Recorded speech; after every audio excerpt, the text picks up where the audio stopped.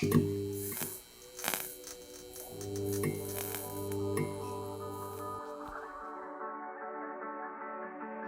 bem-vindo ao Porãocast, o podcast adventista do sétimo dia, feito por jovens para jovens, da Igreja Central de Sorocaba. Meu nome é Adriana Cruz e hoje a gente está no quarto episódio, o chamado Liberdade Verdadeira. Quase que eu esqueci. Vamos lá, a gente está aqui com outros dois convidados. Por favor, se apresente para a galera aí de casa. Olá pessoal, prazer galera, estamos aqui participando desse podcast tão legal. E é um prazer estar com vocês aqui. Eu sou líder de jovens, eu cuido de todos os jovens adventistas do sudoeste de São Paulo. Então eu sou responsável por estar liderando os projetos e todo o movimento da juventude aqui na região sudoeste de São Paulo. Boa tarde, amigos. Boa tarde a todos que estão nos acompanhando aí na internet. Eu sou o Juan. Eu ajudo aqui na nossa equipe jovem. É uma satisfação muito grande estar aqui com todos vocês. Muito bom ter os dois aqui na casa do Porãocast. E antes de começar a nossa discussão do nosso tema, vamos fazer uma oração? Juan, você ora pra gente? Ora sim. Obrigada. Santíssimo amado Pai, obrigado, Senhor, por estarmos aqui estudando um pouco mais da sua palavra. Que também possamos transmitir essa mensagem àqueles que não conseguiriam alcançar de modo presencial, Pai. Que o Senhor nos abençoe, nos guarde e nos proteja. Que eu te peço em nome de Jesus. Amém. Amém. Bom, o tema de hoje, como eu falei, é verdadeira liberdade, mas a gente precisa presumir uma premissa antes de a gente começar essa discussão. Será que a gente realmente está preso ou a gente não tem liberdade? E é por isso que vem o texto-chave da nossa semana. Então, se você está sem sua Bíblia, pega a sua Bíblia, dá um pause aí no vídeo, vai lá pegar a sua Bíblia e volta aqui com a gente. Vamos abrir o texto lá em João 8, no versículo 31 ao 34, que a gente vai estar lendo. Vou dar o tempinho aí, podem abrir sua Bíblia. Beleza. O versículo 31 ao 34 fala assim: Disse, pois, Jesus aos judeus que haviam crido nele: Se vos permanecedes na minha palavra, sois verdadeiramente meus discípulos, e conhecereis a verdade, e a verdade vos libertará.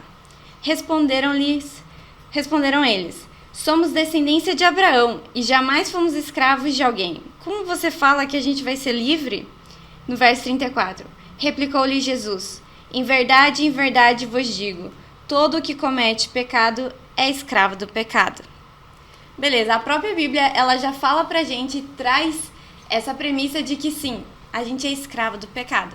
Mas a minha primeira pergunta, então, tendo como base isso para os nossos convidados, é: como a gente pode enxergar essa escravidão dentro de um contexto religioso? Dá para enxergar isso? Dá para ver? Eu creio que sim. Eu creio que sim, porque liberdade, no meu conceito, assim, é você fazer aquilo que você deseja fazer. Não necessariamente aquilo que não seja da vontade de Deus, mas aquilo que você faz por livre e espontânea vontade. Tudo aquilo que você faz forçado por alguém ou por alguma instituição, isso não é uma coisa livre. Você está fazendo porque você é obrigado. Você está fazendo para agradar alguém. Certo. Agora, quando você faz como uma resposta do amor, por exemplo, né? Porque o amor é uma via de mão dupla, marido e mulher. O esposo ama a esposa, mas o amor dele é tão grande por ela que ela não tem como não amá-lo. Claro, vem, né? Naturalmente. Naturalmente, é uma via de mão dupla. Então eu creio assim que no contexto religioso, no contexto de uma igreja, você pode se tornar um escravo querendo ser livre. Você pode ser um servo ou viver em servidão querendo liberdade.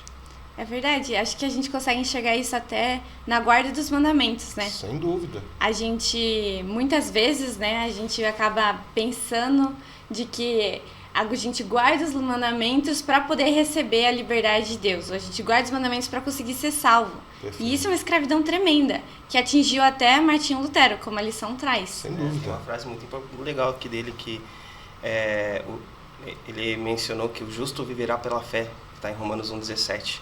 Justamente depois de ele ter compreendido toda essa visão de liberdade. A vida dele era uma vida de uma pessoa que fazia indulgências, né? Isso.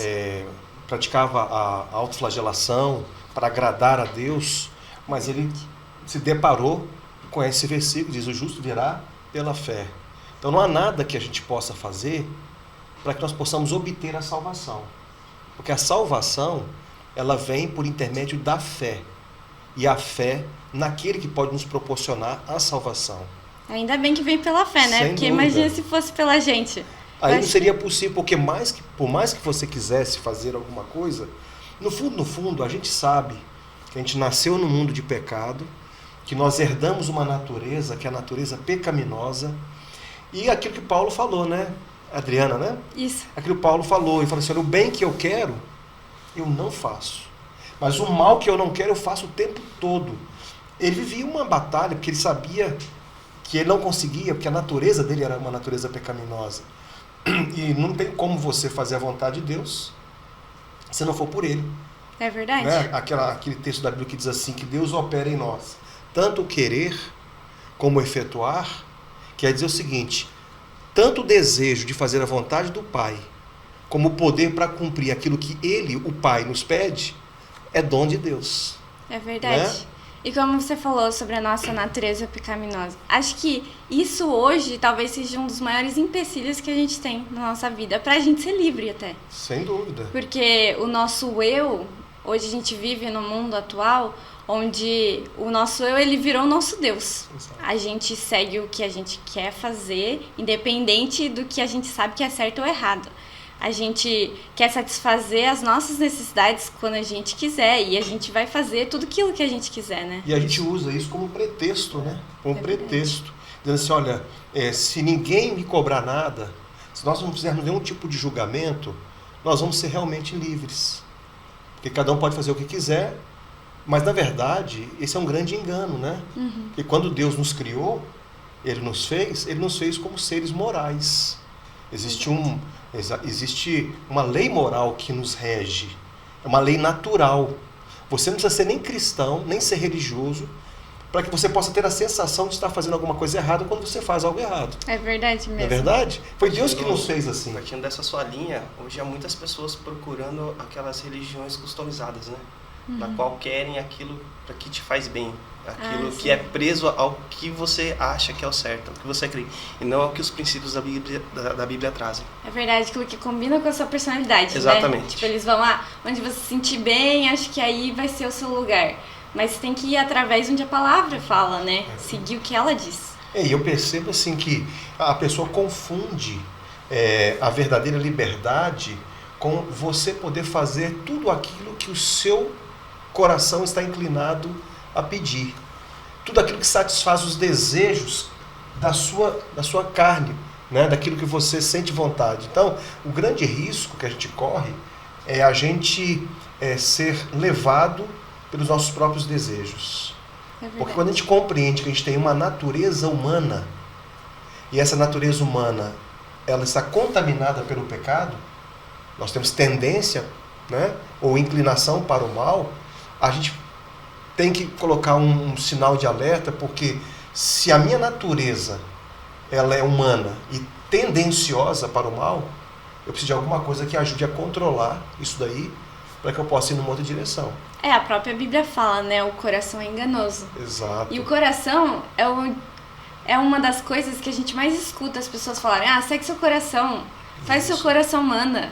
Mas nosso coração, ele é horrível, porque ele é pecaminoso, a gente é puro pecado. Sem dúvida. Então, se a gente fosse seguir a nós mesmos, estaremos totalmente perdidos. Maldito homem confia no homem, né? Até em si mesmo. Exato, não podemos confiar em nós, temos que confiar na palavra de Eu Deus. acredito que a verdadeira liberdade ela consiste em a pessoa ter paz.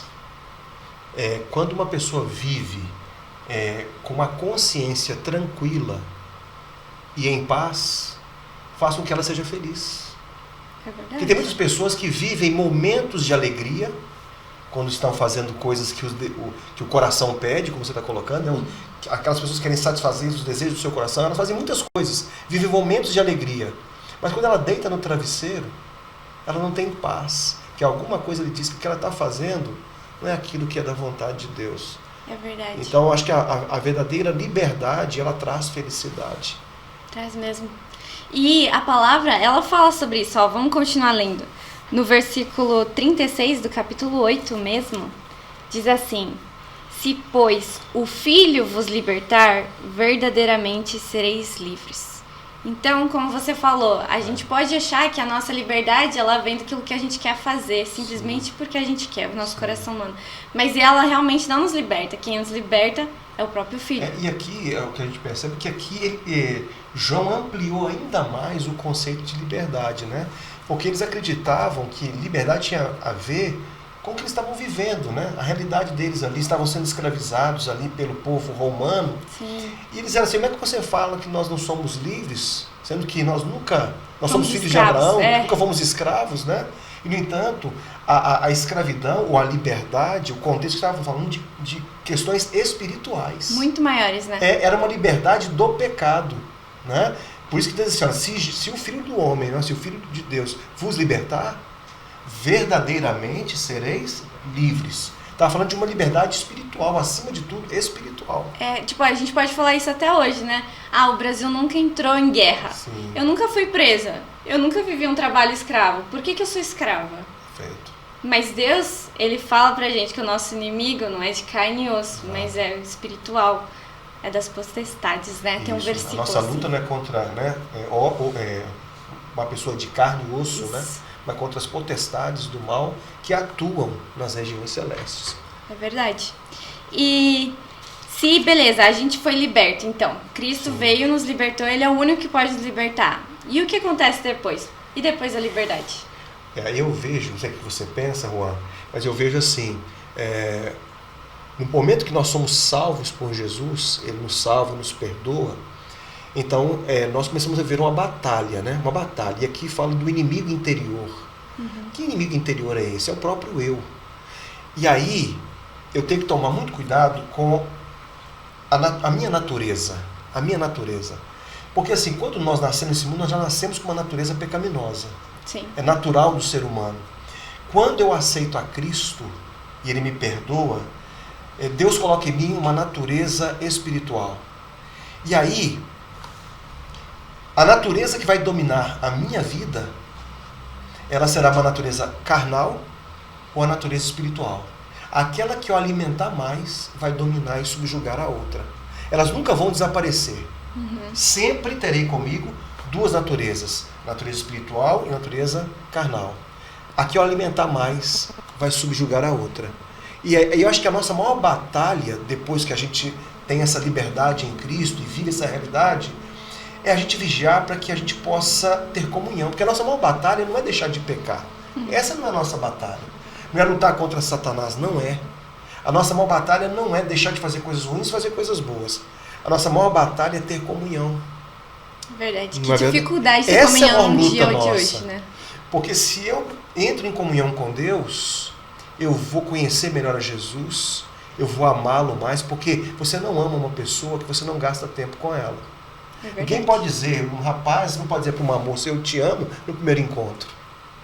Eles têm que gastar tempo juntos, têm que se conhecer, têm que se tornar íntimos. Só assim nasce o amor. Então eu acredito assim que, para que a gente possa desfrutar da verdadeira liberdade em Cristo, eu preciso estar intimamente ligado a Ele. É verdade. Hoje em dia é muito difícil isso, né? Porque a gente fala assim, eu tenho meu trabalho, não, eu tenho que ajudar a casa da minha mãe, eu tenho que, sei lá, tenho que cuidar do meu pet, eu tenho que ir pra faculdade, tenho que ir pra escola, tenho que estudar pro vestibular. Você tem tanta coisa pra fazer, eu tenho que ficar antenado na minha rede social, no Twitter, no YouTube, no TikTok. Olha o tanto tempo de gasto com o eu, né? Exato. E a gente deixa o relacionamento com Deus de lado. E perfeitamente colocação, exatamente isso que eu penso. Mas como o nosso eu, ele inibe o nosso relacionamento com Jesus. E às vezes não é nem o inimigo, é o nosso eu mesmo. Exato, a gente tem que lutar contra nós mesmos. Às vezes a gente fica falando tanto do inimigo, né, de Satanás e tudo mais, e a gente esquece que a nossa parte é a mais importante. Quem vai definir o tipo de relacionamento que nós temos com Deus, ou a qualidade do meu cristianismo, é o meu relacionamento. Por isso que eu considero que a nossa maior batalha é para ter comunhão. Porque quando eu tenho comunhão com Jesus, inevitavelmente eu vou ser semelhante a Ele. E o que você falou, Adriana, é muito importante. Você está falando, eu fiquei até emocionado quando você falou. Por quê? Porque a gente faz tudo durante o dia.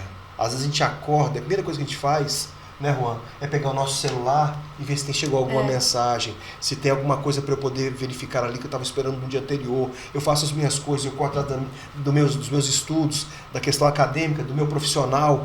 No final do dia, quando sobra tempo, aí você deita na cama e fala assim, nossa, eu passei o dia todo e nem falei com Cristo em nenhum minuto.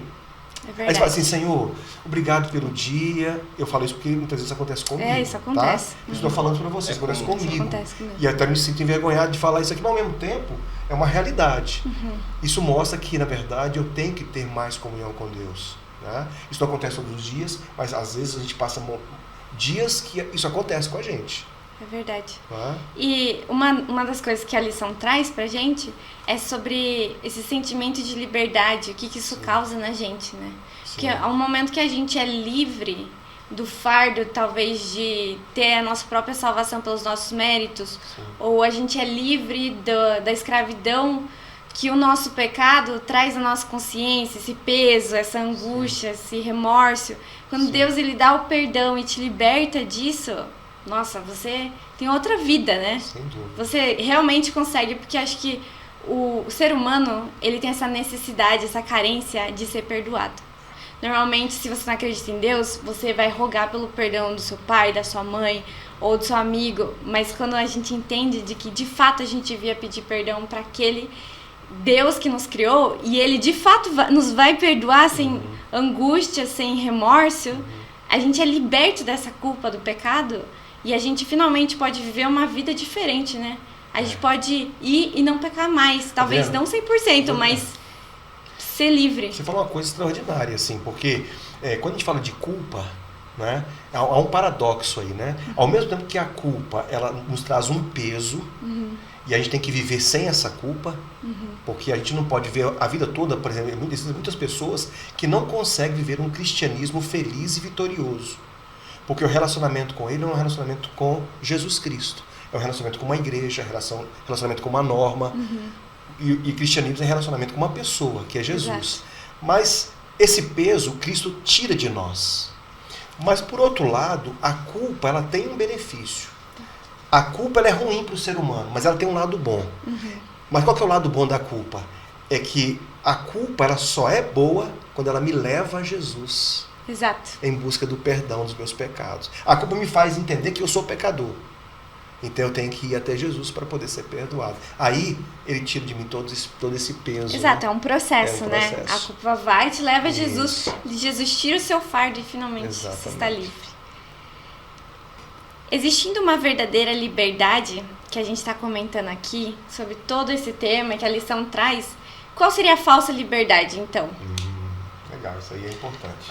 Eu acredito que é naquela questão de a gente pensar que está praticando boas obras e, na verdade, você está preso àquilo, mas você está alimentando o seu ego. E isso não se torna algo libertador, e sim algo inspirador a si mesmo. Mas quando a gente pratica o bem pelo próximo, sem olhar o eu, essa é a verdadeira liberdade.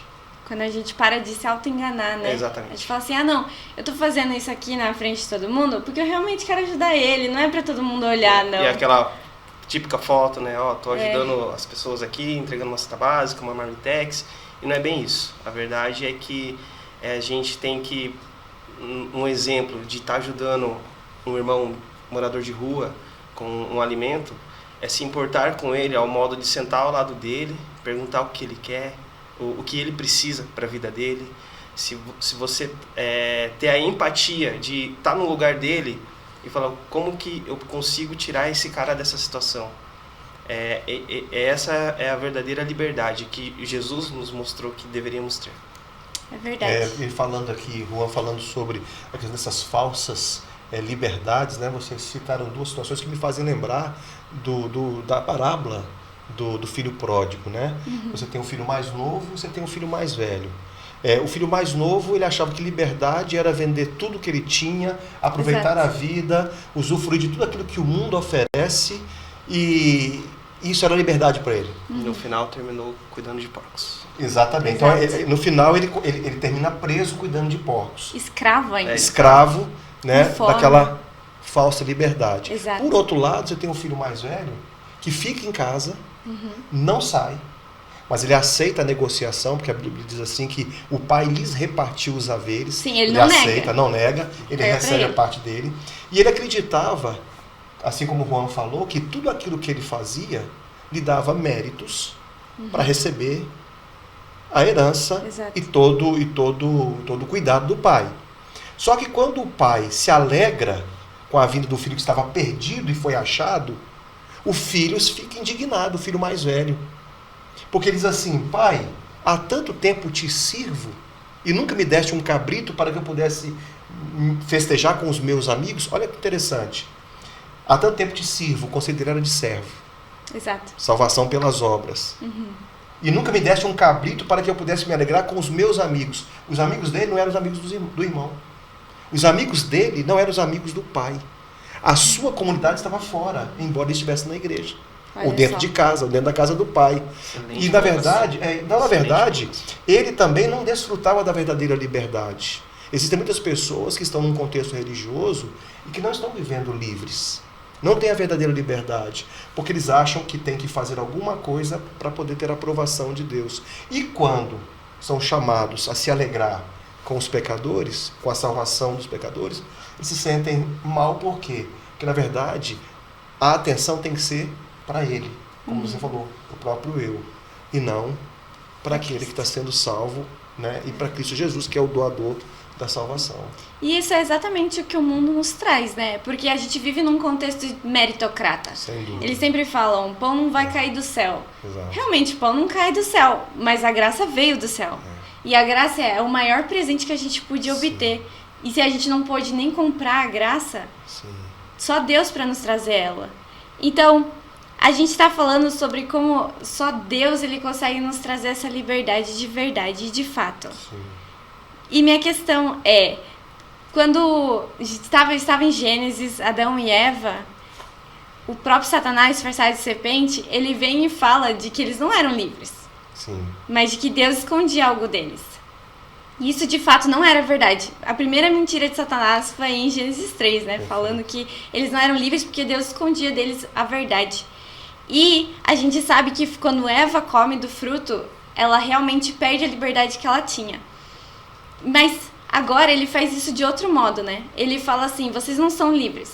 Vocês são escravos de um Deus. A liberdade mesmo é fazer o que te deixa feliz, a felicidade. Essa é a verdadeira liberdade. Adriana, você está falando uma coisa assim que aconteceu comigo, né? Uma certa ocasião, alguém me perguntou assim, eu nem era pastor ainda, né? Eu estava frequentando a igreja, já tinha me batizado, e uma pessoa me disse assim, você não pode fazer nada. Você entrou para a igreja, você não pode fazer nada, você não pode beber, você não pode fumar, você não pode fazer nada, não pode sair com as meninas e ter relação sexual. Jogar bola no livre, sábado, né? Jogar bola, né? A hora que você quiser, em qualquer dia. E eu disse para ele assim, olha, não, eu posso, só que eu não quero. O apóstolo Paulo fala isso, né? Que tudo me é lícito, mas nem tudo me convém. Uma coisa que faça com que eu seja livre é o fato de eu poder fazer, mas não querer fazer. Eu não vou fazer algo porque as pessoas dizem que eu tenho que fazer. Eu não vou fazer algo para ser aceito por uma pessoa, por um grupo social. Eu não vou fazer porque eu não quero fazer. Então, assim, eu não bebo hoje, primeiro porque eu não quero. Existem alguns motivos, porque eu acredito que se eu beber eu vou prejudicar a minha saúde. Se eu beber, dependendo da quantidade de bebida que eu colocar, eu posso perder completamente a minha noção e fazer coisas que eu não deveria fazer. Então, assim, é um desejo do meu coração não fazer. Mas por quê? Porque eu amo a Jesus, né? Eu amo a Jesus de tal forma, por isso que essa graça ela é provocativa. Não tem como eu ser salvo por Jesus e ver o que aconteceu na cruz do Calvário, quando ele morreu na cruz, dando a sua vida por mim, e pensar assim, cara, como é que eu não vou amar um Deus que me amou tanto? Então, não é por uma questão de obrigação, não é por uma questão de fazer bem ou agradar uma pessoa, é porque eu quero fazer. Isso faz toda a diferença, né? Faz. Hoje a gente vive num mundo onde existe o conceito da tirania da felicidade. Sim. Então, todo mundo vai fazer aquilo que lhe deixa feliz. Só que o problema é que quando a gente não é transformado por Cristo, o que nos deixa feliz sempre vai ser uma coisa ruim. E a gente vive nesse mundo onde a gente é escravizado e a gente nem sabe que a gente é escravo. E só como você disse, quando a gente é liberto por Cristo, que a gente realmente tem esse sentimento, essa gratidão de fazer aquilo que realmente vai fazer bem pra gente. Sem dúvida. Porque como seres pequenos e criados, né, a gente não sabe de todas as coisas. Mas quem sabe de todas as coisas deixa escrito pra gente, deixa um manual, viva a vida assim que você vai estar bem. A gente, desculpa te interromper, né? Pode continuar. A gente percebe isso na vida de muitas pessoas e muitos jovens, por exemplo, que vão para alguns lugares, vão para festas, vão para baladas, vão para boates, vão para outros lugares que fazem coisas que não queriam estar fazendo. Tem jovens pressão social. Pressão social total. Só que quando chegam em casa, eles se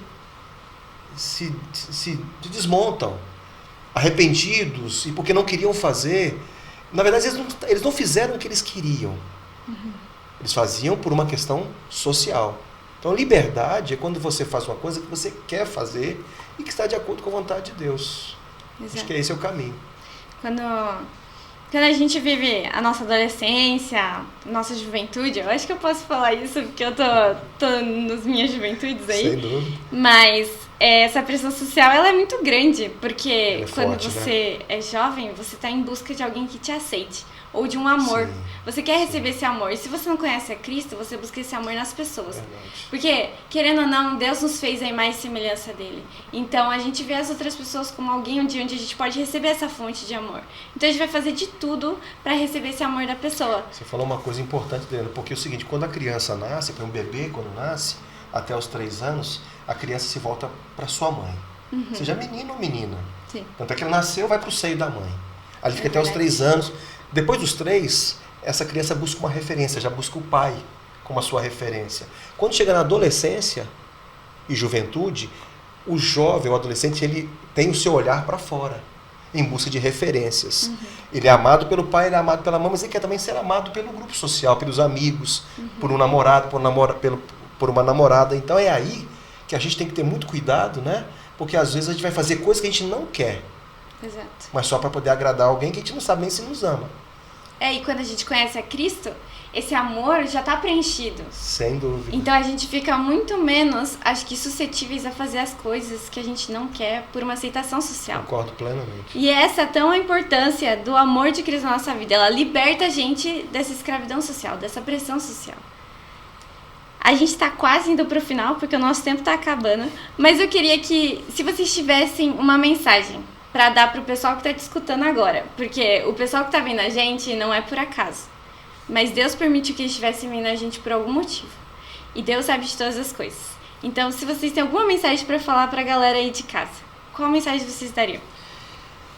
Independente do eu, do amor a si próprio, da pressão social, da pressão que amigos exercem na nossa vida, tem uma pessoa muito mais importante, muito mais dedicada a você do que você imagina. Essa pessoa realmente vai te mostrar uma liberdade sem igual.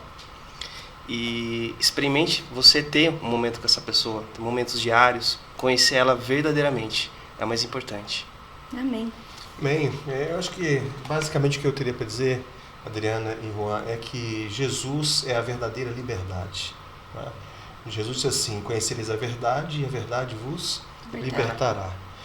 Jesus ele é a verdade, porque a Bíblia também é a verdade. Lá em João capítulo 17, verso 17, a Bíblia diz assim, santifica-os na verdade, a tua palavra é a verdade.